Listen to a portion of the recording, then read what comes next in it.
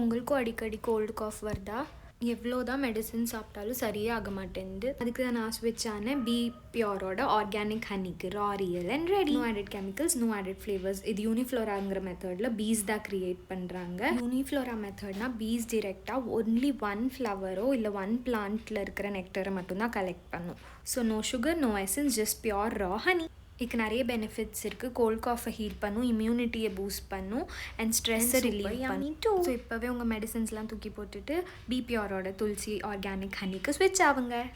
Thulasi honey to say bye bye to my cold and cough and lychee is my favourite.